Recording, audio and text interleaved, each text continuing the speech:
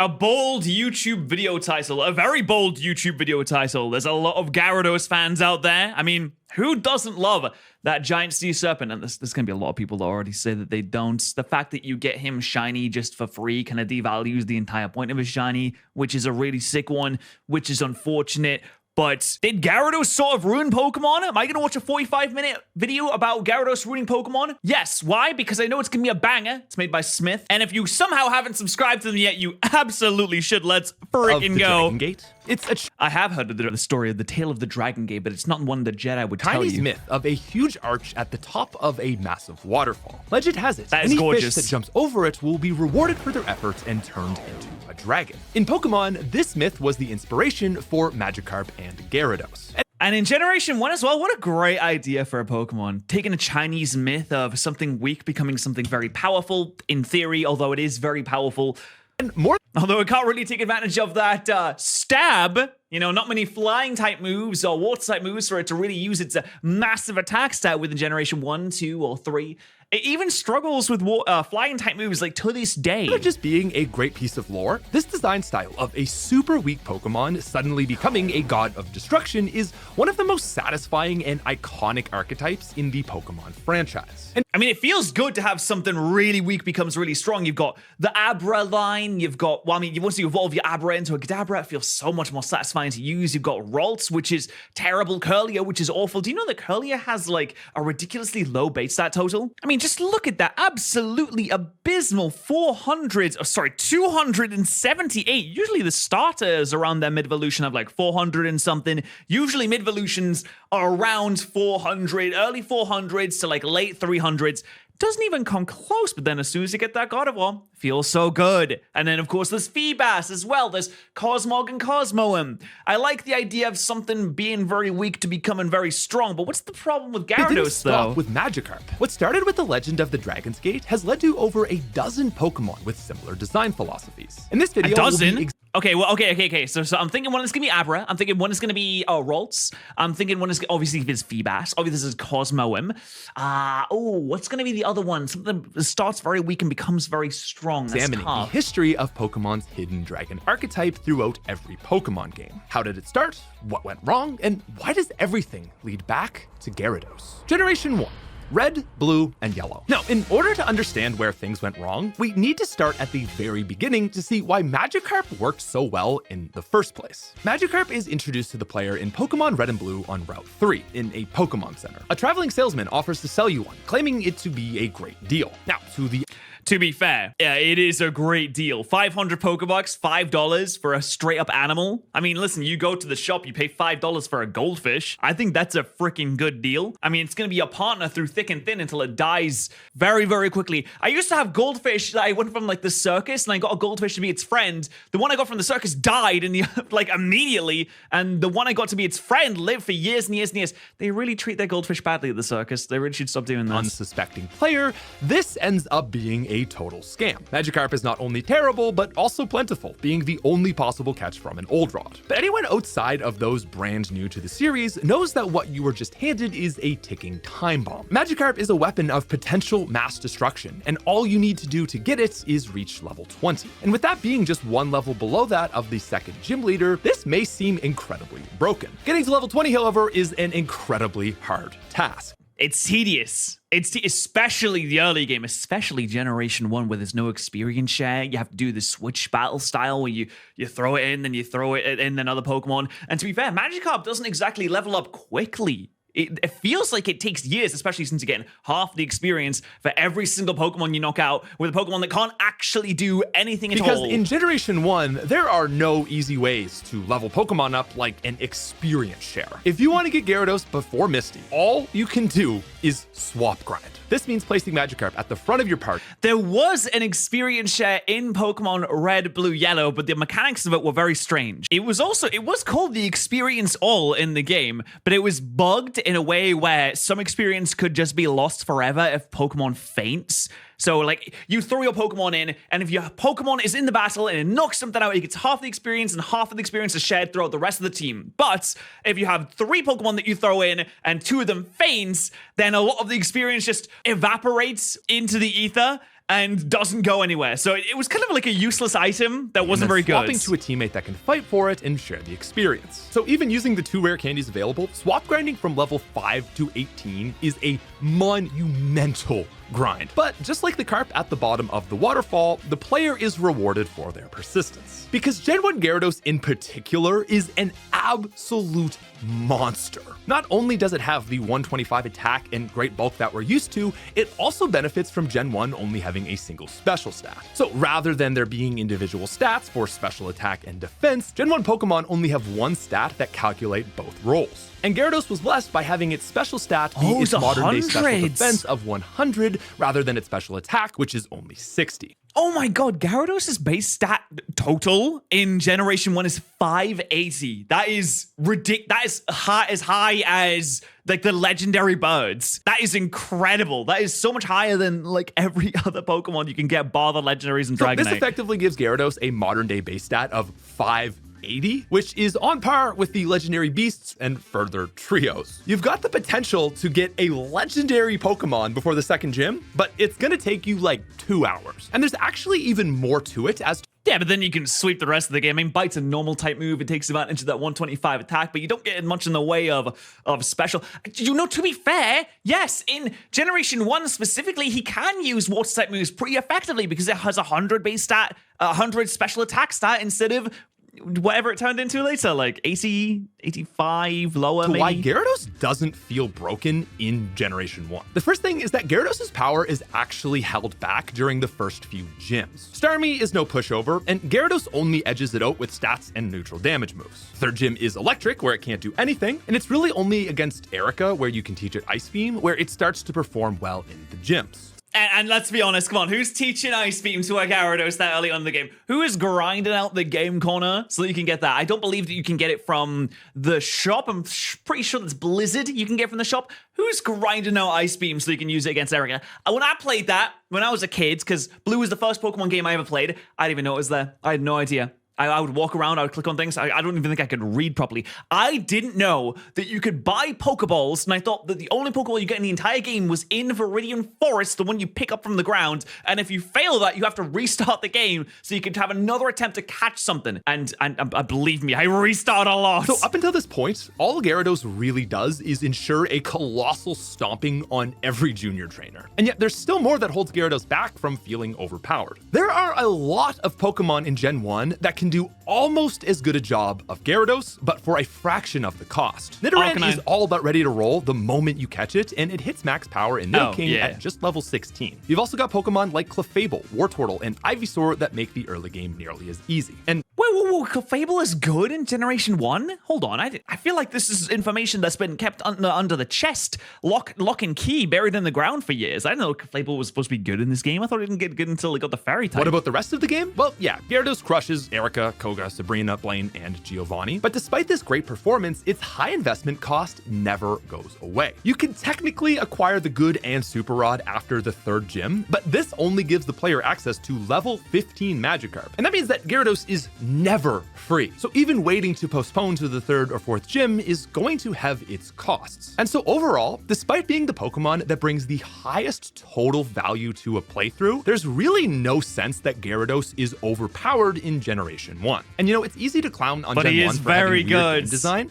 but this is an instance where I actually think they nailed it the first time around. I don't think he feels so proud to go up against either, because truly all you need is an electric type move, and there's an abundance of electric types around, especially if you play in Generation 1 and you've watched the show, you're like, oh, I want to get a Pikachu, I want to get a Raichu, that'd be fun to use, and you saw it against Gyarados. Fortunately, no as we continue through the generations, we're going to see how this design philosophy becomes mismanaged, and ultimately this is going to lead to what I believe is a serious detriment to the series. Oh, the Feebas section is going to be huge. Has anyone caught Feebas? Like, when you were kids, did you ever naturally find the Feebas? There's only in one area that you can only find in certain patches of one area, very, very, very rarely. What did they do that for? But for? Before we get there, we need to look at one more Pokemon that embodies what I call the hidden dragon archetype. And that is Abra. Abra is quite rare. Oh, yes, I was right. It was Abra. Yes. Okay, so yes, I didn't really use Gyarados much when I was a kid, but I soloed the game with Kadabra. Not Alakazam because I couldn't evolve it because I didn't have any friends with a link cable. But I loved Alakazam. I love Kadabra so much. I would solo the entire game with the Kadabra, and I thought it was the best Pokemon. I still love Kadabra till this day. Also, why did they get rid of Fat Abra? Extremely hard to. He's chubby. Am I seeing things? This is chubby Abra, right? Like he's got a belly on him. Why did they get rid of Fat Abra? He's kind of cute. Catch because it always teleports on turn 1. So already there's a pretty high cost to getting one. And just like Magikarp, it's utterly useless when you catch it. But it felt so good to catch it Abra though. only knows teleport, and so once again, you have to swap grind it to level 16 before making use of it. And then at level 16, it turns into Kadabra, which is a monster. But what differs from the Abra line. Oh yeah, you can solo the entire game with it. You don't even have to worry a second. This thing is so freaking good. Who needs 2 spoons? No one needs 2 spoons. We only need 1 spoon. When you eat your ice cream, how many do you use? You don't use 2? Why would you use 2? Is that this Pokemon can't actually reach its full potential unless you trade it. Now, if you're just a casual player running your game on Delta on your iPhone, you're not going to have access to. Or, you know, if you're a casual player that played when the game was released back in the 90s because you were old as dick and now you're feeling like you're crumbling away. You had your Game Boy Color and you just didn't have any friends that had the link cable, even though you had friends that played Pokemon Red and Blue. It just didn't have a link cable because, like, where do you even get a link cable from? How are you supposed to know you got? How do I know you're supposed to get a link cable? I'm like 5 years old. Alakazam. And in that case, Kadabra offers like a really huge power spike, but it's not so strong that it will just stomp the entirety of the rest of the game. Yes, it is, because I did it. Let's go, Kadabra! Woo! Yeah! Love that guy. Can someone else please cheer for Kadabra, please? Yeah! That's better. Wow, yeah, whoa. Wow, people are excited for Kadabra today. Is that you, some people? Are you clapping your hands back there? No, you can't see his hands, so he's probably clapping. However, if you're doing that trade at level 16 and getting Alakazam from the get-go, yeah, that breaks the game. And sure, that is really broken, but it's not an instance that I think is actually that common, especially in today's standards. Most players these days are going to be stuck with Kadabra. I think overall, what we can learn from Generation 1 is that in order for this design to work, it needs a series of checks and balances. And so now that we've examined the roots of this archetype, we can move forward through the games to see how it is ultimately fumbled. We'll follow both the evolution of Gyarados' build along with the new hidden dragon Pokemon that emerge in the upcoming generations. I can't imagine what will be the hidden dragon of Generation 2. Like Scizor? No, because Scyther's actually quite good. I truly don't. Murkrow? No, because Honchkrow was Generation 4. What's Generation 2? Gold, Silver, and Crystal. All right, place your bets right now. What is it going to be? I genuinely, I can't even think. Hoppip? No, Dodo surely is not. by far the biggest oddity when it comes to the hidden dragon trope. Game Freak was in a very experimental phase here, and this resulted in some Pokemon that take inspiration from the idea, but don't really fully embody the trope. A good example of this is Patterrz. The concept of a cute teddy bear turning into a monstrous bear. Okay, that's true. Ursaring isn't really that good. Also, Patterrz is very, very hard to get. I don't think I've ever used a Patterrz in all my playthroughs of playing through Gold, Silver, Crystal. I played through Silver a ton, played through Crystal a ton. I remember I went to like Spain once on holiday and got one of those cartridges with those bootleg things where you have like 50 games in one cartridge, and I played Pokemon Crystal, but it wouldn't save.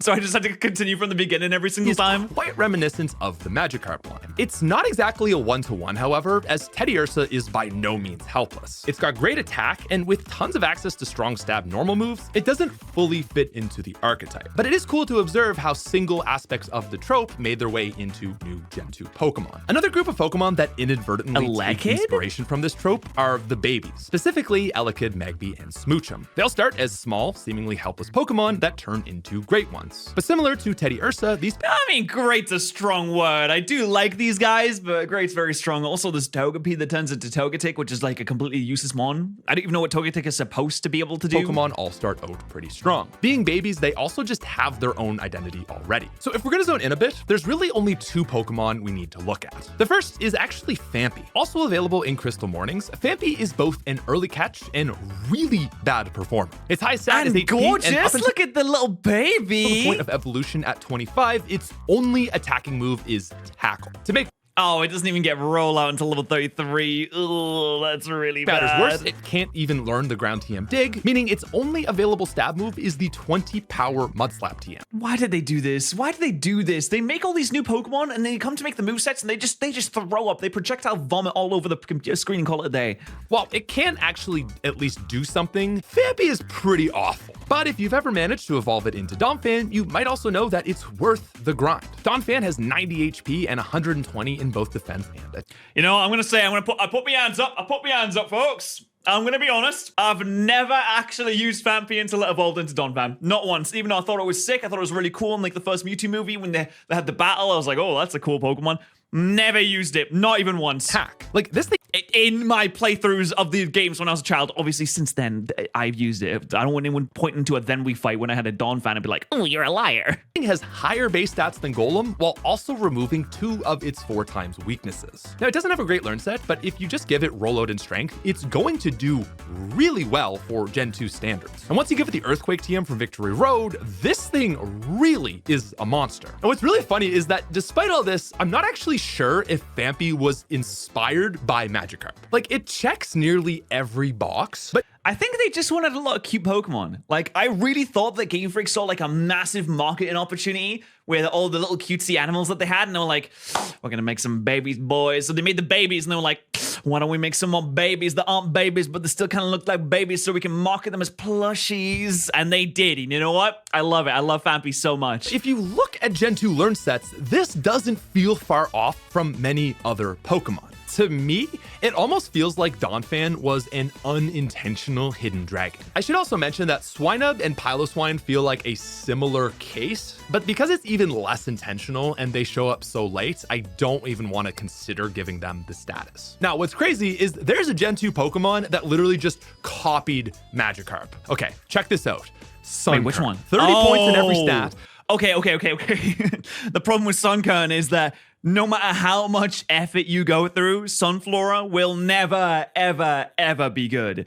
At least not as good as using Code Power as a game of subs would be. I mean, that is truly brilliant, though. Doesn't learn a good move until 46, a stone evolution locked behind a poorly laid out and seemingly arbitrary bug catching competition that can only be attempted once a day. Sunkern is the Gen 2 equivalent of Magikarp. And that's They really did just make Sunkern for the collectors. I mean, they didn't make it for the battlers. They didn't make it for the Pokemon looks enthusiasts because it is ugly. They really just made it for the, yeah, you're gonna have to do something ridiculous to find this guy. really collectors. unfortunate because Sunflora is not the Gen 2 equivalent of Gyarados. And that's because Gyarados has 540 base stat while Sunflora has 425. You know what? That special attack is certainly impressive. I genuinely thought it was way lower than that. So I've got to put a hands. Well done, Sunflora. I'm moderately impressed. Like, dude, my man Dunsparce is almost putting up better numbers than Sunflora. And this Hey, let's not dunk on Dunsparce, okay? What's wrong? Why did Dunsparce catching strays? Dunsparce is sitting there like, say, what do you say fuck me for? Didn't do unfortunately anything. is really just a case of Gen 2 Pokemon always being bad. And that's fine. Like, this isn't an evaluation of like, how good are these Pokemon compared to Gyarados? I'm just really asking like, why make this Pokemon? Like, I think about another reality where I guess not every Pokemon has to be good. Not like every animal is strong. Like every creature of the deep is powerful and uses the ways of the water the best way. Not every animal is good. I guess it's more, I'll say, realistic, even though it's a stupid term for me to use in this situation because it's Pokemon. Of course, they're not realistic. Yeah, I mean, sometimes animals are just weak and they're pathetic and kind of useless and they don't really do much. That's just what happens, I Flora suppose. had gotten the same treatment as Gyarados. So it would have been cool if they're all like at least kind of good. Imagine 125 special attack, maybe 100 in special defense and in HP, maybe even a bit more defense. This would have been far outside the norms of Gen 2, but it would have made for a really interesting Pokemon. So It would have been kind of sick. I mean, a Mega Sunflora where it becomes like a fire type as well. Maybe we'll get that in Legends Z, who knows? in short, Gen 2 did experiment with the hidden dragon archetype, and we simply got a few Pokemon that took traits from the Magikarp line. Speaking of, what happened to our buddy Gyarados? Well, it actually got a nerf. With the introduction of special defense and attack, Gyarados' defense stayed at 100 while its special attack dropped to 60. Now this is bad news bears for Gyarados, considering that Water is exclusively a special attacking type in Generation 2 and in Generation 3, which makes it a bit useless. Along with Gengar, they're quite sad about the whole situation. In fact, this is like the worst version of Gyarados in the history of Pokemon. And yet, despite that, it's still one of the best playthrough Pokemon in the game. And that's because most Pokemon in Johto suck. Yeah, no, yeah. It's sad yes. And truly, if you do hit something with a stab super effective move, it will probably do at least over half, which becomes, you know, a viable thing to use. Although I don't think anyone has used a blue Gyarados in Gold, Silver, Crystal. Truly, if you are using Gyarados, it will most likely be a red one. Is one of the few Pokemon you can get that has good attack, decent moves, and over 500 base stats. I've always liked the surf animation from Gold, Silver, Crystal because it implies that you're drowning the other Pokemon. Gyarados is also way easier to get. The player can reach Olivine after the 3rd gym, get a good rod, and instantly catch a level 20 Magikarp. You can then give it 1 level, teach it Surf and Strength, and you have a Pokemon that will carry you through the entire game. But what's even crazier is if you just want to postpone that 1 gym, you can go get yourself a level 30 shiny Gyarados at the Lake of Rage. And this is where things get really dicey. You've got a guaranteed encounter at level 30 where anything else you might catch around this area is 10 or more levels below, in a game where there is very little available EXP. And so in Gen 2, Gyarados just kind of becomes this thing that is like not all that impressive. Like 90% of the game, you're just using strength or return and just kind of stat. Where do you even get return in Generation 2? I genuinely have no idea. And bullying your way through the slew of terrible junior trainers. It also resists Chuck. I mean, yeah, it just destroys the next 7,000 gyms. Truly, like, what can Price do to Gyarados? He has what, a Paloswine? He's gonna spam Surf. That's easy. That's chalked up. Well, it's got what, a Dugong? Spam Strength. There you go. That's sorted as well. The Steelix, spam Surf. Okay, the only problem is the Magnemites might use Thundershock on you. Oh no! I know. Thundershock, it might do just under half of your health and damage if you're not careful. But still, truly, not a big threat. It's a Magnemite. You can kill it with the other Pokemon very, very easily. And then Steelix is a non-starter. What is a Poliwrath to do to a Flying-type Gyarados that may not have Flying-type moves, but doesn't really need it because it could just click the A button on Strength over and over again. Shots Jasmine Steelix, whilst Price even puts in pretty good work on Claire. But it's just this thing that is super uninteresting to use. And unfortunately, there's not a lot of better options than it. I don't know. When I was like 6 years old, I thought it was pretty interesting. I was like, ooh, a big red snake that sparkles when I throw it out. Wow, that's pretty cool. I like that. And so this is where we start to see cracks forming in the wall. With 0 investment cost and amazing capabilities, why would you use anything but Gyarados? Gen 3. That's the problem. Why would you use anything else, right? Oh god, they're gonna talk about Feebas. Here comes the Feebas section. Ruby.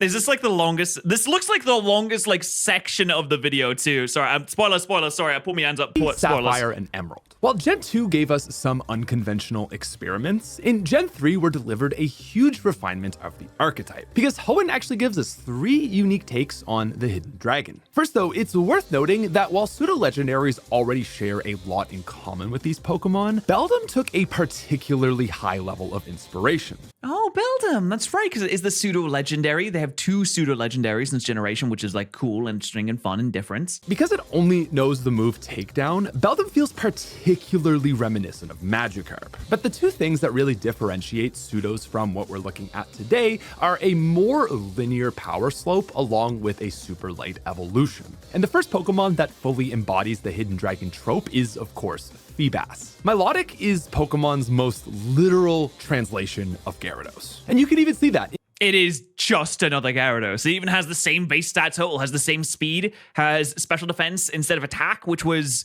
I don't know. I mean, it has like very similar distributions. In its stats, sharing the same numerical values. But more so, just like with Gen 1 Magikarp, Feebas is terrible and takes a lot of work to evolve. Like, what is this level up with high beauty? What do you mean level up with high beauty? You take it to the salon? It's a fish. It's gonna drown in the air. It's even got the serpentine body. What's really interesting about this line, though, is that it actually manages to not feel like a cheap copy. And outside of an amazing design itself, I think a lot of this is due with its beauty evolution. Beauty was a new feature added in Gen 3, so it plays as a creative take on Gyarados rather than just a boring copy. Now, it's in the... But how do people know this? I wonder, was there a place in the game that told you this? I mean, I imagine there would be. But if you are a kid, this is a very convoluted way to evolve a Pokemon. Make it beautiful. I understand it's ugly, so you're like, oh no, make the ugly duckling pretty. But come on, kids are way too dumb to figure that out. I'm too dumb to figure that out in this day and age. I wouldn't be able to do that. Ralt's line, however, where we see a genuine refinement of this entire idea. Yeah, I was talking about Ralts earlier on. Ralts absolutely sucks. This thing is the worst. I mean, it's cute, but man, is it bad in a battle. And Curlia's not too much better either, but... Of course, when you get that Curlia to level 29, it learns Psychic, and then when you level it up once more, it turns into a Gardevoir, and now you've got yourself something crazy, only something knowing fierce. Growl, but unlike Abra or Magikarp, the swap grind only requires a few levels before getting Confusion. With this, you capture a lot of the same feel as Magikarp and Abra, but without things being quite as tedious. The key thing here, though, is that even once you get a damaging move... Oh my god, look at those stats. That is pathetic. Ralts is still terrible. And with 278 base stats, so is Curlia. It's not going to be until level 30, which is probably like after Norman, where you're even going to get a good Pokemon. So the grind is longer than Gen 1 Magikarp, but in terms of feel, it's a little more bearable. And that's really down to a sense of progression. See, rather than just a mindless grind of 15 levels, the whole idea is experimented here, and the Ralts line is given a bunch of checkpoints to keep you engaged with its journey. Step 1, catch a... And it's not like you're going from 0 to 100. It's like you're going from 0 to 10%, then it'll learn Psychic, which is 20%, and then it evolves into Gardevoir, which is 100. So it's pretty close. Step 2, Confusion at level 6. Okay, cool. Now it can do something. Next up, Double Team at 11. Curlia at 20. That should actually help for Brawly. Calm Mind at 21. Sick. Shockwave after Watson. Psychic. Oh, you get Calm Mind so early on. Oh, sorry. 26 is Psychic. Oh my goodness. At 26. And that's a really early level to get Psychic. Then at level 30, we finally make it over that gate and are rewarded for our efforts. Enter Gardevoir, 115 special defense, 125 special attack, and oh hey, it already has all the moves it needs. It's designed so that you get intermediary rewards that maintains a sense of progression. And so Gardevoir might be one of the only Pokemon that needs 2 moves. I mean, there's not that many Dark types in Generation 3. When you take out, like, Sydney, it's like, okay, just use a different Pokemon for Sydney, and then, okay, Calm Mind Psychic, Calm Mind Psychic, Calm Mind Psychic. While Gardevoir is insane in the second... But wait, there's a Steel-type champion called Steven, and Psychic isn't very good against Steven. Yes, yeah, yeah, that's right. Yeah, sorry.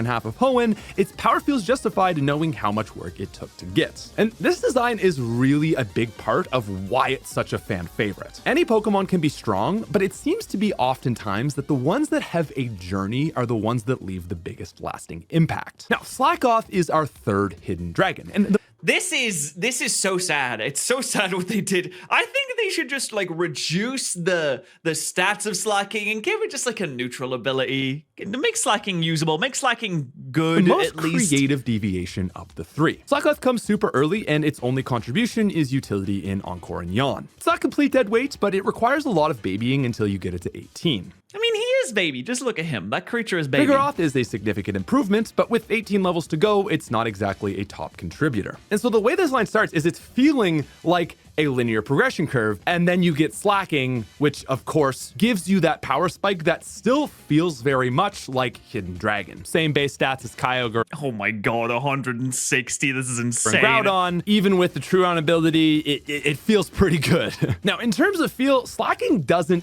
I wonder how many people truly use Slacking in their playthroughs, because I couldn't. I don't have the patience to sit there and wait a turn and just let someone do something. I can't do that. Totally give us the same vibe as the previous Hidden Dragons we've looked at. It does kind of feel like a pseudo. It's like a diet pseudo or like a super pseudo. Game Freak just takes a lot. A super pseudo, you say? I'm just picturing the scene where Goku goes Super Saiyan 3. He's going through all the levels of Super Pseudo. There's Super Pseudo 1.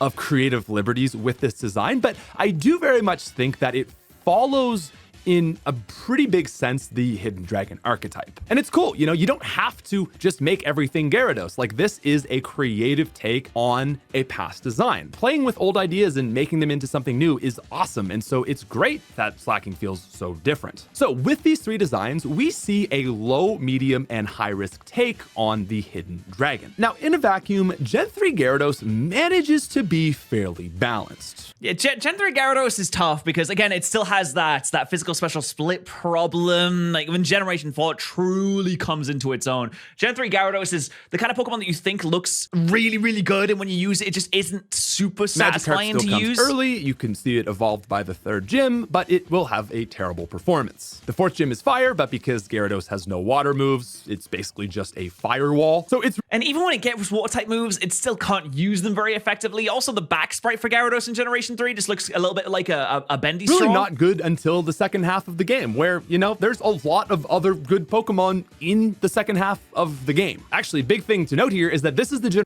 I mean, just look at him. He's skinny. Why is Gyarados so generation skinny? where it gets Intimidate. So it gets a lot better, but there's enough around Gyarados to balance it from being the absolute dominator that it was in Gen 2. The big problem is that Gyarados just completely overshadows Milotic. Because Magikarp is so plentiful, and getting Feebas alone is just like an extreme grind, I don't think that many people were able to do it without some kind of guide, that looking up something online. I just don't know how you would. It's just kind of an afterthought. And yeah, it's a pure water special attacker that arguably performs better than Gyarados. The problem is that it's just not really worth it.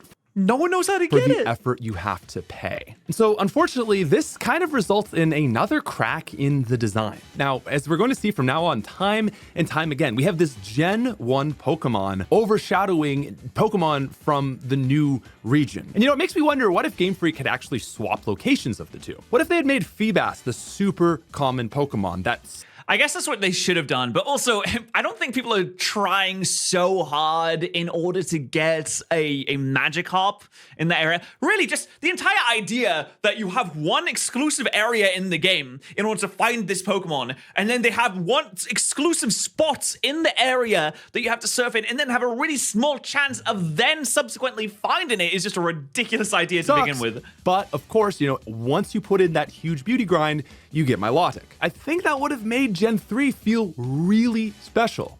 And also, then you could have done it from the start, so you could engage with the mechanics of the area and the region from the very beginning, rather than waiting until you get to Fortree, which is like super late on in the game, compared to if you just do it when you have the rod. You can start making Pokeblocks, you can start participating in competitions, you kind of learn that side of the region, learn less of the mechanics, and then you can invest in the beauty, and it feels a lot better, you know, right? I think that's a good idea. I think that's probably what they should have done. Third generation, Gyarados has had its time to shine. Yeah, you can get one, and Gyarados is still really awesome, but it's not so plentiful and overshadowing of the new Pokemon of this generation. That would have been really cool, but unfortunately, Gyarados just kind of outshines one of the 3 new designs. That's a shame. I've never used Milotic. And when I played through Red, Ruby, Sapphire, Emeralds, just didn't use it. I didn't even know how to get it. Like I said, I was a dumb kid. Why am I down here? What was it down there for? It's all that about something little. I don't know. Kanto remakes actually do a pretty good job of balancing the line. And a lot of that does have to do with the fact that this is Gyarados' home region, so it can't really step on the toes of other Pokemon. Though part of that also is the fact that there are other great water types to balance out Gyarados. So you've got Intimidate, Magikarp is... He doesn't seem so skinny in this generation. Still looks like a bendy straw, definitely easier to grind, but the big scary fish just doesn't feel so dominating in this game when you've got the likes of like Lapras, Slowpoke, Starmie. So all things considered, Gyarados actually feels pretty good in the remakes. Gen 4, Diamond, Platinum, and Pearl. Now this is where Gyarados gets off the rails a little bit. Give that thing Waterfall, it goes crazy. It gets Dragon Dance. Oh my god, what did they give him Dragon Dance for? What? That, however, is the last time you're going to hear me say that. I mean, he gets Dragon Dance in Generation 3, but he can make much better use of it in Generation 4. Because starting in Generation 4, Gyarados finally gets its last Infinity Stone, the physical special split. Just what war crimes are we about to watch a Gyarados with 125 power commit? Stay tuned to find out. And still no flying type stab. Apart from maybe bounce. Does it get bounce? Before we can get there, we first want to analyze how this class of Pokemon evolved in Gen 4. And to do this, we actually need to bring our attention back to the babies. Badu is Roselia's baby evolution, and it immediately gives a small reminder of the babies of Generation 2. The big difference being that this line, along with that of Electivire, Magmortar, and so on, all see a linear power slope that is not indicative of the archetype. There is, however, also Munchlax, with a straight shot. I do love Munchlax. The thing about Munchlax is already good right off the bat. Munchlax has genuinely good stats, good stab. It's usable. Snorlax, you might think this is a better candidate. It's rare, it's got a really shallow move pool, and I mean, look at that. Okay. 5 base speed, but who knows? Do you need to go fast? We just tank the hits anyway, right? 135 HP and 85 SPDF for a baby? It's crazy it even sees a pretty big power spike as it evolves into Snorlax. But despite being a little bit better, I still don't really think this one fits. So up until now, a lot of the reason I didn't feel like the babies fit in my head was vibes. And it turns out I actually just needed an example of a baby embodying the hidden archetype to figure out why so many of them don't. Similar to the Togepi in Johto, Riolu is given to the player in an egg rather than caught. And upon hatching, you are given a level 5 Pokemon in a part of the game where most trainers are in their 30s. So with its 285 base stats, there's you know what's crazy is Riolu has a higher base stat total than Curlia. Doesn't that just blow your mind? A massive cost of investment. But through a friendship evolution, you are rewarded with the mighty Lucario. And what's so interesting to me, I mean, it does feel really good to get Lucario, especially during the time when this was released and when it came out. Like, Lucario was everywhere. You had the Lucario movie. Lucario just seemed really sick and cool. And you have this partner that has Lucario, and it seems, oh my god, look, it's doing so much damage, and it's killing everything because he has super effective aura spheres and everything in this cave, and he's so good. And then you get the opportunity to get one. It's like, oh, of course I'm going to put it on my team. Are you crazy? Is why then does Lucario just so fully and obviously embody the hidden dragon influence? And I think immediately, one big distinction you can make is that Lucario comes all at once. What I mean is retroactively adding in a baby to a line seems to have a different effect on how a Pokemon is viewed. Anyone that's played Gen 1 and then 2 knows that there's this sort of backwards momentum to like Jinx, Magmar, and Electabuzz. It does feel like, okay, well, I already caught the biggest boy in the last game, and I used the biggest boy. The biggest boy is pretty cool. Why would I want to use a really bad version of the biggest boy when I was already allowed to catch the big one anyway? Why would you introduce like a little baby version of it? The Pokemon almost feel like they've been given this hindrance. You have to deal with the early baby stage now, but you're accustomed to getting its max power from the start. Yeah, I mean, it feels like it's been nerfed. But when you introduce the baby with the final evolution, the Pokemon is just viewed in a complete... I just realized there's a chat. There's a chat below my face cam.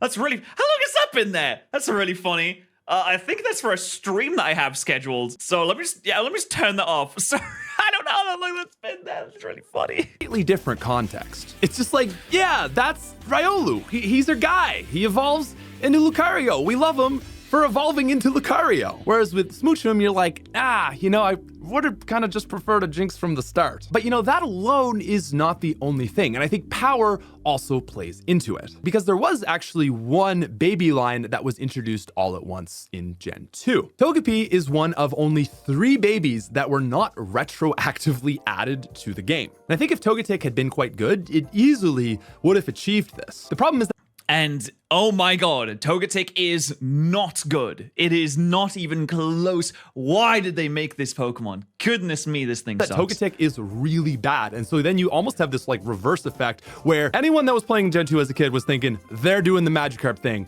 Then you get Togetic and you lose all trust in game. I can't imagine the disappointment it would be when you take so long to evolve a Togepi that is genuinely so useless, just dead weight completely, and you get Togetic. Oh god, how sad that would be. Now, as far as Gen 4 goes, there is one other Pokemon, and that's Combee. Combee can be found after slathering honey on trees. It's got terrible stats, only knows Gust, and evolves into Vespiquen at just level 20. Cool. It's got a lot of the markings of a hidden dragon, but the biggest issue is just that it's not not really all that good. I still do think it embodies the idea, and the interesting take here was that it only evolved if it was female, but at the end of the day, it's just a little too costly to actually be worth running. But have no fear. But it's really fun to use. Like, it has its own selection of moves. It's a niche pick for sure, but this one's kind of a fun one. You know, it's a little goofy, a little wacky with it, you know? As the OG Hidden Dragon more than makes up for that with its Gen 4 transformation. The physical special split meant that Gyarados finally, after 2 generations, could take advantage of its stab water moves. So with the physical special split, Gyarados can now make use of its 125. I just noticed that Smith has a Cyndaquil on the left and a Totodile on the right, and I'm just thinking, oh, you know, where's the Chikorita? And I like Chikorita. Why is Chikorita not there too? Attack on water move. I mean, it might be like behind the seat in the middle, but I'm sad that it's not on screen. Ice moves? Literally, like, this thing learns so much, it gets really good. You've got Aqua's Tail at 35, Ice Fang at 32, you can teach it Avalanche, Waterfall, and now Dragon Dance comes at 44.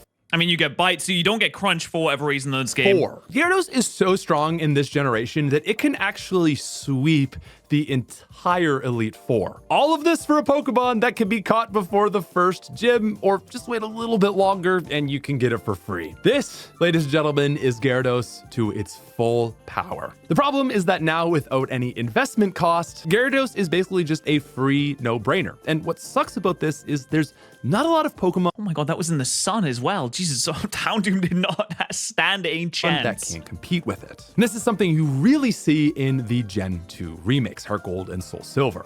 Oh yeah, I mean, there's nothing in Johto that can beat this fella Gyarados now. dominated the original Johto games, but it was at least held back by a Baron Learn set. Now the Red Gyarados gets Waterfall, Earthquake, it even gets Ice Fang to deal with Lance's Dragonites. So it's finally in Gen 4 where we see Gyarados just fully unlock its inner potential. So now, as that wall has really just finally crumbled down, I think it's a really good time to pose the question, why is this such a bad thing? Well, as we kind of saw, Because it's just Gyarados, because it's kind of like the same thing over and over again. Yeah, I mean, you control the buttons you press, right? You choose whether or not to put Gyarados on the team, but it does feel kind of bad to know that you are specifically trying to avoid using the best thing when you could be handling things in situations so much easier, but you're not because you just don't want to use the easiest option all the time. I don't know, maybe it feels better for some people, I guess. With Milotic, I personally think that new generational Pokemon should have the opportunity to shine in their debut game. The existence of Gyarados takes away from that. Imagine the case where a new game drops and a not so good player is going along in their journey. There's a ton of new Pokemon. Yeah, there's not many situations where a intimidating Gyarados can't come in, hit Dragon Dance maybe twice, and then just clean up the trainer. There's very few trainers in which Gyarados can't just do that too, which is a little bit unfortunate. I mean, Electro-type gym leaders are an abundance, maybe because of that. But they've been using Gyarados in past games, and they know it's a reliably great Pokemon. This acts as a crutch, and it could even lead to them going on to, miss out on a Pokemon that could potentially be one of their new favorites. It's like, why put effort into discovering new things when, you've just got old reliable? And why evolve the Sunkern into a Sunflora when I can click Dragon Dance and Waterfall 4 times and then get the prize money? Even for good players, that temptation is sort of there. And I think by this point in the series, you're starting to see that fatigue set in. Generation 5. Black and white time, baby. Black and white. Hello there. Hi. Hello My there. name's Pokemon Black and White. Nice to meet you. Are you What's going on? tired of God, he's so suave and charismatic, this Pokemon Black and White fella. Gyarados dominance? Sick of that big, ugly, stupid fish? Yeah. Well, welcome to Generation 5, the only you. game in the series to not feature the only games that you can at least not get Gyarados for a main playthrough. So you can't get him in Black and White, the original Black and White, because they only had the Unova Pokemon in like the main story of the game. So you just like bundle through the whole story and you only be able to use your Nova Pokemon, which a lot of people didn't like when it first came out. I wasn't a huge fan of that. I was like, okay, like, yeah, use the new Pokemon, but like some of the old ones too, surely. And they wouldn't let you, and it's only the new ones. And Unova had such a big dex, and I'll be honest, 5th generation, not really my favorite generation. Definitely didn't like it as much when it came out. It's grown on me. I love you know, Maractus and Ferrothorn is cool too. So it's grown on me since then, but only being restricted to those Pokemon, not being able to use any of the other ones did kind of make me a little sad. And what can only be stated as Game Freak's highest moment of brilliance, Generation 5 gave the series a soft reset, meaning that outside of Generation 1, Black and White is the only game to feature nothing but its regional generational Pokemon. What I'm saying is you've got Gen 5 Pokemon, and that's it. Sorry, Timmy, there's no more leaning on your big, dumb fish anymore. You're gonna have to go out there and catch something new. Unfortunately, Generation 5 had the level of the final evolution levels be so high that you can't use most of them anyway. Oh, you want to use a Mandibuzz? Ah, damn, that's tough because you don't get one until level 702. Ooh, you want a Hydreigon? Well, maybe you can use it after the Elite Four, considering that Hydreigon's final evolution level is higher than the Champion's level, which is a very smart thing that we've done there, you can see. Oh, you want to use a Haxorus? Actually, Haxorus isn't too bad. Haxorus is level 47. I mean, that's fine. It's not the pseudo of the region, but it's close. It's almost there. It kind of seems like the pseudo of the region, and it might as well be the pseudo of the region because it's not like you can use a Hydreigon anyway. Harry, I know, but guess what? It's like one of the best games in the entire series. Literally only played them once in my entire life, and I'll die on that hill. Black and White are just fantastic, and this is a huge reason why. What's also really cool about this, though, is because we get this soft reset, we see Game Freak take like a completely different swing at this archetype. The first Pokemon we get is Tynamo to Electros. Tynamo has 275 base stats, and I would never consider the Tynamo to Electros line to be kind of that same vibe. But, you know, Electros is a mixed attacker, but it is a very good mixed attacker, and it has no weaknesses. Can be caught in Chargestone Cave after the 5th gym. Its starting moveset is Tackle, Thunder Wave, Spark, and Charge Beam. And at least it starts with Charge Beam. I mean, that's something solid. At the 5th gym, this is horrible. And you don't get its second evolution until level 39, which that is Why did they do this in Unova? Level 39. Before you can even consider not using Tynamo. It's a Tynamo. How are you using a Tynamo at level 35? Its low level rate is probably going to be like the 8th gym. However, once you evolve it, you can go back to the cave, grab a Thunderstone, and then boom, you've got its final evolution. So okay, I mean, you use the Tynamo. So basically, no one is using Electric. No one even knows that Electric is a Pokemon. I don't know where they even made Electric at that point. They should have just had Tynamo evolve into Electros level 39, or, you know, a more reasonable level, like 32, 30. That would be more reasonable, I think. It does sound a little bit different, but even just, you know, looking from a power perspective and like a design perspective, it very much embodies this idea. And what you see with this line is very much the guiding philosophy for both these two and really just a lot of the Gen 5 Pokemon. The other big one we have is Ferroseed. Ferroseed isn't useless with 305 base stats, access to... Yeah, I mean, you can like Leech Seeds. You could does it learn Leech Seed? It doesn't learn Leech Seed. What do you mean it doesn't learn Leech Seed? Curse, Stab, Gyro Ball, and Iron Defense. And you can get one around the same time as Tynamo. It's not useless, but it's pretty underwhelming. It's pretty close to being useless. Why does it not have Leech Seeds? And it's going to see a huge investment cost to get it evolved. But what's crazy is just how similar Ferrothorn actually is to Gyarados. Catch Ferroseed like 24 to 27. Level 40 evolution means you gotta, you know, push it about 15 levels. Level 40 evolution. I don't think that Ponyard evolves into Bishop until level like 54. I don't think Mienfoo evolves into Mienshao until some ridiculously high level 2. Almost every single evolution in this generation is so ludicrously high that you can't use them because you're just stuck with a team of babies the entire region. Ferrothorn is an absolute monster, and it has one 4x weakness. Ferrothorn feels so different from Gyarados, and yet it's just like the exact same formula moved around. The last one that we have, true, actually. And it's really weird. Now that I think of it, I'm pretty sure that Gyarados only has one regular weakness and one 4x weakness. It's Rock is the regular weakness, and the 4x weakness is Electric. Does Gyarados have another weakness? Not that I can think of off the top of my head. Is Larvesta. Larvesta can be hatched from the egg you get in Route 18, and this requires Surf. So you're not getting it until after the 6th gym at an extremely low level. Now, Larvesta is terrible. It gets pretty not great moves, and the big... And guess what it evolves? Big kicker here is it doesn't evolve until level 59. Why? The cap for the final fight is 54. So unfortunately, Volcarona is a post-game Pokemon. And so while it's got all the markings of a hidden Let's be honest, dragon, like half even the dex down is a to post-game just the Pokemon. cocoon sort of metamorphoses into the big scary bug, I don't know, like you can't use it. Generation 5 is just a really interesting bag. The vibe that I get is that Game Freak made a really intentional effort to try and not make the same mistakes with Gyarados again. And so the result is a set of hidden dragons that just look nothing like the ones we've seen in the past. It's a very different take from anything we see in any other generation,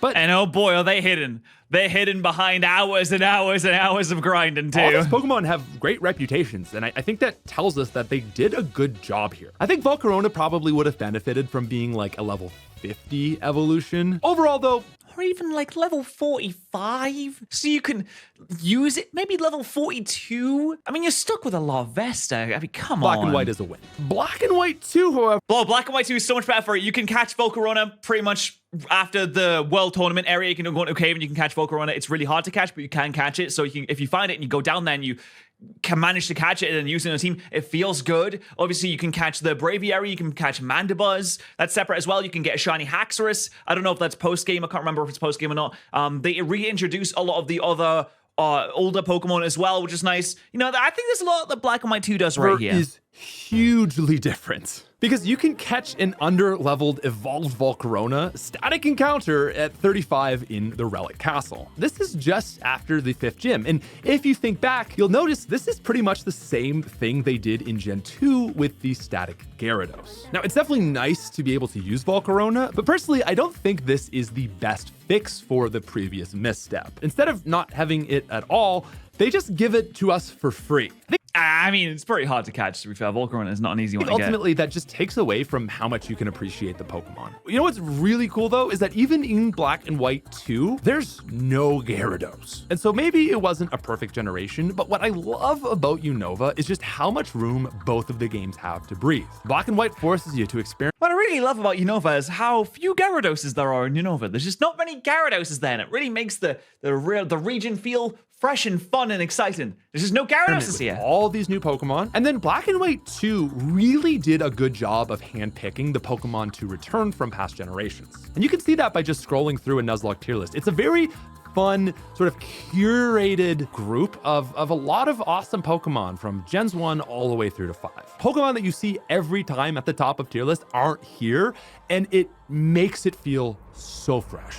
Gen 6. X and Y. Generation 6 shows a few brand new attempts with the archetype, but they all Now we don't just have Gyarados, we have Mega Gyarados, baby! pale in comparison to Gen 6's big change. The first new Pokemon is Florges. Flabebe is easily obtainable on Route 4, just after the first gym, and it has 303 base stats, while its second evolution, Floette, has 370. Oh my god, it's still 100 higher than Curlia there. I'm sorry, I might seem like I'm just hating on Curlia, and that's true, yes, I am.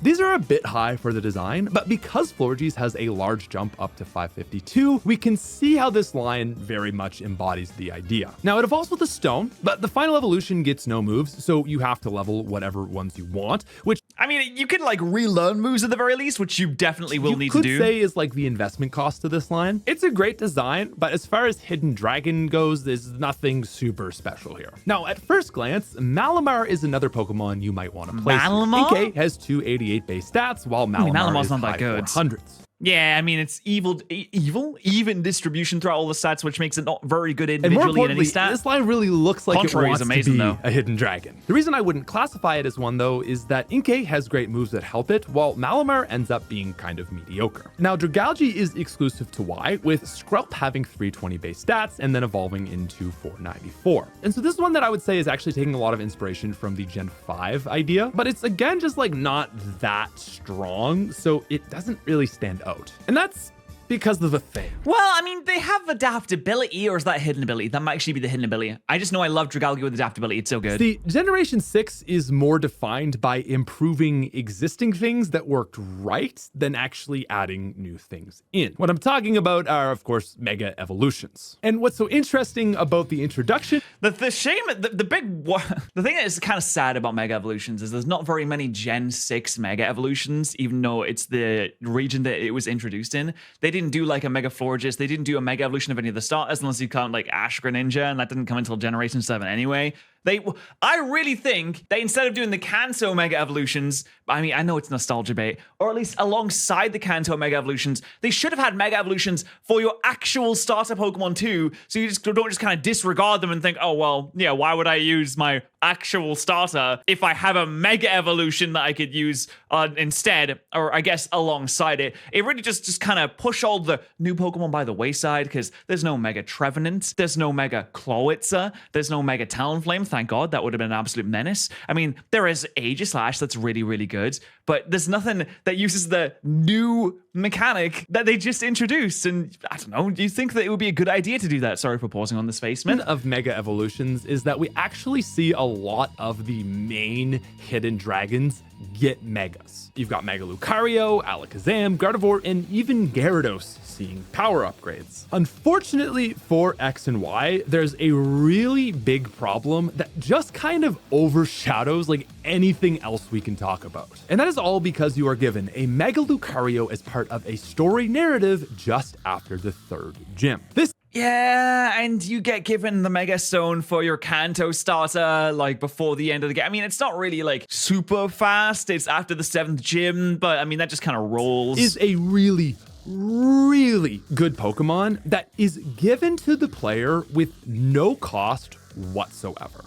And it's really hard to say no as well. It's like you have to hit the no button a few times, and they're like, "Oh, are you sure? Like, you really should take this Lucario. It's really good." You probably can now guess what this leads to. Mega Lucario completely trivializes the game. Like, not just to the point of overshadowing other fighting types or something like we saw Gyarados do, but just like makes it overshadows every Pokemon completely obsolete. It dominates nearly every fight. And because there's very few Pokemon that come close to matching it in power, the game ends up just lacking a level of dynamics that every other entry saw. Outside of wanting to add challenge to your playthrough, there's no reason not to run it. And that is the core problem. Now, as far as discussion goes, I am grateful that this exists because it's by far the most essentially an easy mode example of how this design can go wrong. Like, Mega Lucario in X and Y is almost so hyperbolic that it feels like something I would just use as an example to really paint the picture of how... Oh yeah, like what if, imagine this, yeah, you're playing through the game and you get to the 3rd gym and they just give you a Pokemon that's powerful, more powerful than most legendaries, with an ability that almost doubles its more powerful than legendary power, and you can just use it for the rest of the game. Also, it's got an incredibly diverse moveset, so it's pretty much super effective and can hit anything, and you don't need to use any of the Pokemon for the rest of the game. Like, what if they did that? Could you imagine how silly that might seem? Let's draw a comparison back to Generation 1. Imagine if the Magikarp salesman was located after the 3rd gym and he just gave you a free Gyarados. Think about like how... And also the Gyarados is buffed. And also the Gyarados has access to moves that can boost its own stats. And it's a great ability. Also, the Gyarados is the only Pokemon in the game that has an ability that would impact your playthrough of the Gen 1 games. Would you ever pick Squirtle? How would your upcoming fights change? How many other water types would you potentially use? How often would your playthrough include Gyarados? Powerful Pokemon work with checks and balances. And in X and Y, the inclusion of Mega Lucario just throws that entire idea out the window. Really, he's right. To the point where you can't even make the argument that Lucario in this game is a hidden dragon, because it's just dragon. It's just all dragon. It's not hidden. No hiding. But what's really interesting actually is... Oh my god, I forgot that they give you a Latios and a Latias in this game. I totally forgot they just give you a Latios and a Latias in this game. Oh my god. In Auras, we see something quite different happen. Because unlike in X and Y, there's actually a ton of different megas you can acquire. Like in X and Y, there's a handful of other megas that you can even get. But in Auras, you've got a lot of choices. So the games end up feeling quite similar to the originals, just with like, Abra, Ralts, and Gyarados being even better. Now, there is another free mega in this game through the Lotties, and certainly this is reminiscent of X and Y's issue, but because, again, there are so many other megas that you can get, I don't think the issue is near as bad here. They do just give it to you, though. You don't have to go out of your way. You don't have to even try and catch it. You just get a 700 base stat total demon for free. The games are certainly easy as a whole, which is going to alienate a group of players, but having so many different megas at least makes for a playthrough with a lot of different options. This is a good example to show you that it's more about relative power as it is absolute power. Sure, I mean, yeah, when you consider that in the X and Y games, there's not really a lot that can stand up against Lucario, but in Auras, there's more options for Pokemon around that base stat total, but I mean, Mega Latios and Mega Latias just still dominates any kind of battle they're part of. Sun, Moon, and Ultra. Now, moving on to Generation 7, I'm just grateful that we can get back to a place of normalcy. A place of comfort, where, you guessed it, Gyarados is in the top of pretty much every person's in-game playthrough. Not a shocker. There's really not much to be said here. Gyarados is still just really easy to get, really early, and really good. Its learn set changes for the better, with Ice Fang coming at 27, Aqua Tail at 30, and even Crunch at 39. And this is pretty much the exact same case in Ultra Sun and Moon. There's really just not a whole lot that competes with Gyarados. What is at least nice, though, is that Gen 7 does deliver 2 cool new hidden dragons. Wimpod has 230 base stats, but 80 of those are in speed. So 30. But Galissapod would be so cool if it didn't have emergency exit. Galissapod is so sick. It doesn't need emergency exit. I mean, it's 5 it's attack, so sad. 20 special It's attack, stupid 40 Pokemon. defense, 30 special defense, 25 HP. That certainly, is given, Magikarp vibes. Its only moves are also Struggle Bug, which uses special attack and Sand Attack. And then its evolution at level 30 very much resembles a Gyarados-like glow up. Galissapod jumps up to 530 base stats, also getting... Also, why does Galissapod have such low speed for a Pokemon that has an ability that switches you out if you're below half health?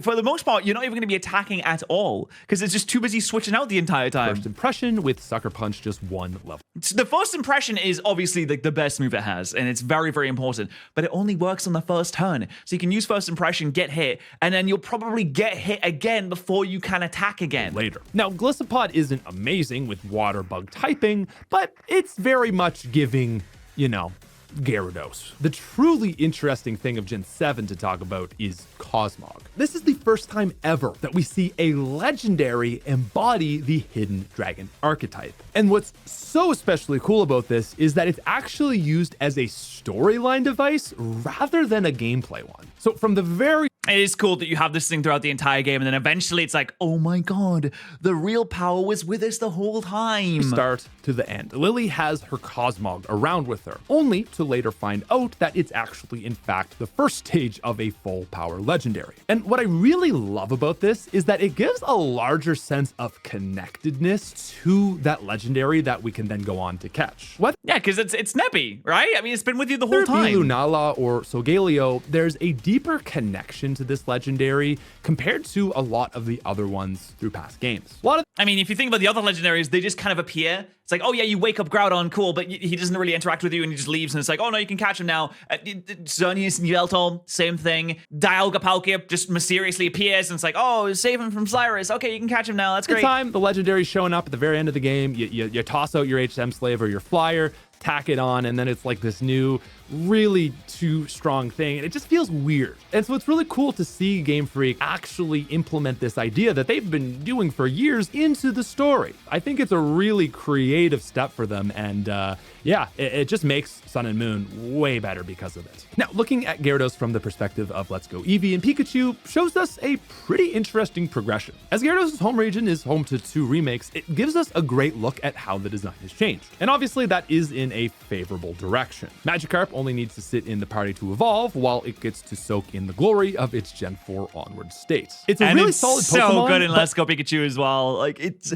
almost ridiculously good, some might say. Gen 3 remakes, nowhere near the best. Pokemon like Starmie, Lapras, Tentacruel all compete with it, and it is by no means the best water type even in the game.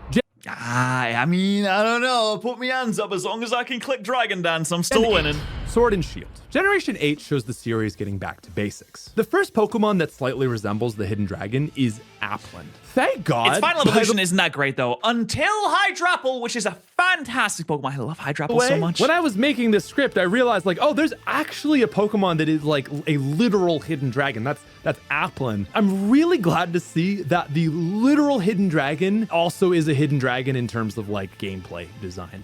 So you can catch Applin just after the first gym on Route 5. I can't believe an apple has 80 defense. It's just an Learns apple. Withdraw and Astonish with 260 base stats. You'll find a Tart Apple in Sword, a Sweet Apple in Shield at Axew's Eye, and you can get this around the 6th gym. Now, the evolutions, Flapple and Appleton, both have 485 base stats. Yeah, really not the best stat at all. Really not the best stats at all. 35, it's not necessarily the worst you could get, but I mean, the distribution doesn't really help out. It's very, very slow. It's supposed to be a tanky Pokemon, but its defenses aren't the best. I mean, it has high HP, it's true. It also doesn't really deal a huge amount of damage and has 85 attack, just kind of for no reason. Doesn't really need 85 attack. Being slow and bulky, and Flapple having a higher attack and speed. Grass Dragon isn't a 70 speed? Oh, it's still so slow, though. particularly great typing with a 4x Ice weakness and 2 times Poison, Flying, Bug, Dragon, and Fairy weakness. Stats are also a bit underwhelming, but they do make up for it with good moves. Appleton's got early Curse, Recover, Protect, and its Apple Acid is good. Apple Acid. Flapple's got early Dragon Dance, Leech Seed, and signature move Gravel Apple. And this makes Gravel Apple. Yeah, Gravel Apple's good too. both of them pretty good, especially considering there's little investment due to EXP candies existing and no level requirements for Evo. I think it makes sense that they toned down the final forms here. They're on the weaker side of this archetype, but balanced with less investment cost. Snom is another Pokemon that takes inspiration from the Dude, I forgot Snom was in this game. For some reason, I thought Snom was a Generation 9 game for a while. I have no idea why, because Snom was so big when the games first came out. Oh my god, the Snom memes went crazy. design. 185 base stats is one of the lowest base stat Pokemon of all time. It's really bad, and then Frostmoss jumps up to 475 base stats. Yeah, it goes up to 475, but that's really not that fantastic. I mean, you have access to Quiver Dance, but you'd think that this creature would be a little bit faster. I mean, moths aren't really the fastest creatures in the world, but 65 is quite slow. Stats. Even a Friendship Evolution. So the line does have a lot of the markings, but the big issue is just the Frostmoth isn't really that good. And so it's actually Yeah, you do get Quiver Dance, but yeah, at the same time, it's really not taking hits very well. It's got a lot of weaknesses, including a 4 times weakness to fire, and that speed is just, it's middling. It's not that great. Though, I say that, 65 speed with Quiver Dance is probably good enough to outspeed most things in the main game anyway. If we're talking about main game teams, which is what we're talking about in this video, it's probably fine to outspeed those things. So it's not bad. That ends up being it still has a ton of weaknesses that you have to watch out for. Actually has a quad weakness in Rock Gen too. 8's most iconic hidden dragon. Toxel is really unique because it's only one of 3 baby Pokemon that has its final evolution introduced in the same generation. As we talked about before, the other 2 being Lucario and Togetic. I guess Togekiss kind of screws I mean, him on top is pretty that sick. up, but you get the idea. Now, Toxel is given out as a free Giftmon in the nursery in Route 5, and this gives just instantly massive Gen 4 Riolu energy. It's got Yeah, it's giving me bad vibes though. I do not like Toxel. 242 base stats, It's just the fact that it wears a nappy just makes me uncomfortable. and everyone I know it's supposed to be a baby, but I just don't want to see that. one of them I just don't want to know that it's defecating in it. is horrible. The one cool thing though is they did a little experiment here and they gave it the move Belch. If the Pokemon has used a berry, it's 120 power, which gives it That's actually really cute that a baby Pokemon has Belch, though. I know I just went on the whole tirade against the nappy, but Belch being on a baby Pokemon makes a lot of sense. And it's also stab. like a very interesting niche. So it's like basically, you know, for a lot of the time you're using it, it's getting one shot, but it can actually do damage back. And I think that's cool. It keeps really bad power, but they give it this little tiny niche that lets it do like something sometimes. Now on Evo, Toxtricity jumps to 502 base stats. You know, that's respectable. I mean, I think you could probably maybe lower the attack a little bit to boost up the special attack and speed, but that's respectable And stats it here. also gets some really nice moves and interesting abilities. And so while not as good as Lucario, this line very much embodies the idea. And if you can believe it, in Sword and Shield, Gyarados is still an S-tier Pokemon. Pretty much just outclassing and it always will be. every I mean, you can't really go wrong with Intimidating Dragon Dance. That's truly all you need. Well, and good stats. You probably need good stats as well. That's probably quite helpful when you're making a Pokemon. Single water type added to this game. Like, even possibly the starter. That might be up for debate, but I don't know. Like, Gyarados is really good. So, again, nothing new here. Just Gyarados being Gyarados. Now, as far as BDSP goes, Gyarados in the game as a whole is just Diamond, Pearl, and Platinum with power creep. There's just one Pokemon here that I think deserves a mention. This applies to the Gen 4 games as Gastrodon. well. And that's actually Spiritomb. Well, it doesn't Aw, I thought it was going to be Gastrodon. I love Gastrodon. have any other stages. I can't help but draw some parallels. Think about it this way. Like, instead of getting a super weak Pokemon that does absolutely nothing, you're given the odd Keystone. It's an item. It basically is as useful as a Magikarp. And whether it be in Gen 4 or Gen 8, the method to get this Pokemon is a very big, tedious time sink. In BDSP, you're talking to a bunch of underground NPCs, while in Diamond, Pearl, Platinum, you're just like reloading, talking to an online friend. It is weird that is the way to get a Spiritomb. It doesn't really seem to make a whole lot of sense. Like, you go underground and talk to people. Does that imply that you're talking to the spirits of the ghost? Because Spiritomb is all about ghosts and spirits, and it has 108 spirits inside of it, so is that what you're doing? Doesn't really make a huge amount of sense. Maybe, bear with me, maybe once you get the odd Keystone, after you get it, once you knock out 108 Pokemon, then it unlocks. So eventually, at some point, even if you didn't know, you could come back to it and it would eventually work. And you're like, oh my god, it works now. That's crazy. And also, it's thematically similar to the actual Pokemon too. 108 spirits go into the Pokemon, and once you knock out 108 Pokemon, that's when it unlocks and you can catch it. I don't know. I feel like it makes more sense to do that than just talking to people. But I guess the Pokemon game doesn't want to imply that you're killing them. That makes sense. Either way, Spiritomb has kind of got all the markings of a hidden dragon. Just without actually having a first stage. Obviously, that excludes it from this archetype, but it's interesting to draw the parallels. And in Pokemon Legends Arceus, not much more can be said. So almost all the new Pokemon added to this game were just more evolutions to existing Pokemon, like Ursaluna, for example. And so as such, none really follow the hidden dragon archetype because you see that linear power scale. So I mean, we did say that Teddiursa and Ursaring was kind of like the same as the archetype before, but I see what you're saying. Really, PLA falls back on just the old hidden dragons of past generations, like Gyarados and Lucario. And you can catch their evolved forms super easily in the same place as their first stage. He just flies! But he flies over the waterfall, like the magic harp that jumps over the waterfall to become a Gyarados. It's actually very, very cool, very, very cute. It just doesn't really follow the same pattern. So it's like Pokemon Legends Arceus isn't really about battling, it's about catching. And so the new system abandons these tropes used for battle balancing in favor of keeping the evolution families together. How does this helps Pokemon for a more levitate? Streamlined dex completion process, which, you know, is like the entire point of the game. Gen 9. Scarlet and Violet. So as we move into our final generation, It's not going to be Cloth, but imagine if it was. happy It's not going to be, but Cloth's kind of cool. and pleasantly surprised that we can end this video on an extremely high note. So with that in mind, let's first actually then get Gyarados out of the way. It's still really good. Like, for example, in one playthrough tier Will Gyarados ever not be really good? I don't think so. we see it ranked in A, which maybe seems like it's a little bit balanced. That is until you realize that this tier list only has legendaries in Yeah, it's like all Paradox Pokemon, all pseudo. Arcanine! Let's go, baby! My favorite Pokemon of all time. pseudos in the S tier, many of which aren't even available for a playthrough. So yeah, I mean, listen, Gen 9 Gyarados is still winning. Gyarados is going to probably stay winning for the rest of time. I feel like at this point, it's just one of those Pokemon that is never not going to Unless be in they the nerf game it ever hardcore. again. And it Oh, just there's is some what it serious is. power Do I creep. hate Gyarados? Yeah, look at this video. But what makes me really happy is that even 25 years after the creation of the original Dragon's Gate, Game Freak is still coming up with clever and unique ways to innovate on this trying to think of what it would be. I Gimmighoul has can't imagine. 300 base Gimmighoul. stats and only learns Astonish and Tackle. Right, Despite yes. all metrics Tickaton, terrible maybe? and can be Tickaton? found pretty much everywhere in Paldea. Yet, its next and final evolution, Golden Go, is an absolute monster. This is a steel ghost type with Yeah, look at ludicrous that special guy. attack and great bulk for 550 total base stats. It's also got a crazy signature move, an amazing ability that prevents status, and honestly, it is one of, if not the best Pokemon for a playthrough. The only drawback is its cost to acquire.